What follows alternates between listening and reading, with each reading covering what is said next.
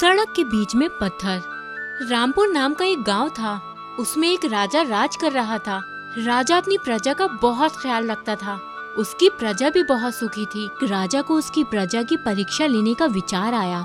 राजा जानना चाहता था कि उसकी प्रजा में जिम्मेदारी की भावना है या नहीं। इसलिए राजा जल्दी सुबह उठकर भेष बदलकर नगर में घूमने निकल पड़ा। राजा ने सड़क के बीच में एक बड़ा सा पत्थर और उसके नीचे एक सोने की मोहर और एक पत्र रख दिया। राजा ने पत्र में लिखा था कि नागरिक होने के नाते अपना कर्तव्य निभाने वाले नागरिक को इनाम। फिर राजा एक पेड़ के पीछे छिपकर खड़ा हो गया। थोड़ी देर में एक दूध वाला गाना गाते हुए उस सड़क से गुजरा। उसका पैर पत्थर के साथ टकराया और वह नीचे गिर पड़ा। उसके डिब्बे का सारा दूध सड़क पर फैल गया। उसने गुस्से में कहा, किस मूर्ख ने इतना बड़ा पत्थर सड़क के बीच में रखा है? दूध वाला पत्थर रखने वाले को गाली देता हुआ चला गया। उसको बीच सड़क में पड़े पत्थर से काफी नुकसान होने के बाद भी उसने पत्थर हटाने की जहमत नहीं की। कुछ देर बाद एक घोड़ा गाड़ी वाला सड़क पर से गुजरा।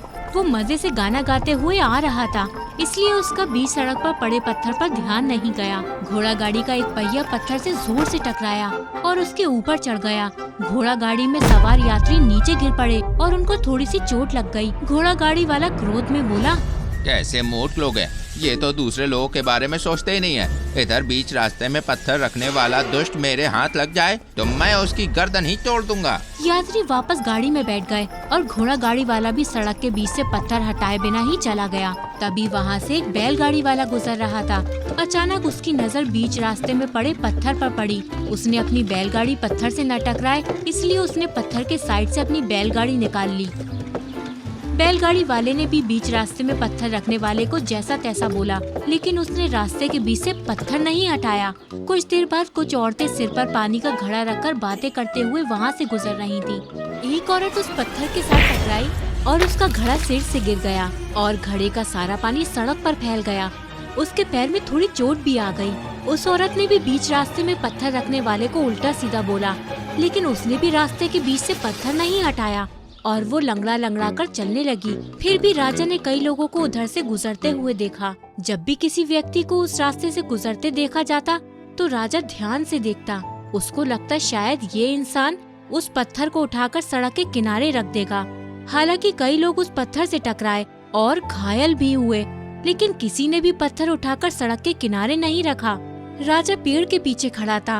अंत में वह इस प्रतीक्षा में थक गया कि कोई तो पत्थर हटाएगा, और राजा ने पत्थर के नीचे जो सोने की मोहर रखी थी वो मिलना भी किसी के भाग्य में नहीं था। अब राजा ने उम्मीद छोड़ दी थी। वो पेड़ के पीछे से बाहर निकला। उसने पत्थर को हटाया, फिर सोने की मोहर और पत्र लेकर चला गया। अब राजा को एहसास हुआ कि प्रजा में अनुशासन लाने और उन्हें जिम्मेदार नागरिक बनाने के लिए राज्य में सख्त नियम होने चाहिए।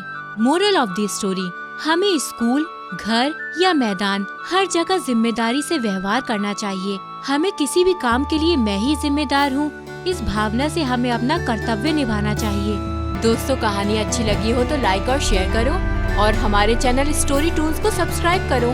संग में बेल आइकॉन प्रेस करना मत भूलना। मिलते हैं अगली वीडियो में। Bye bye, take care.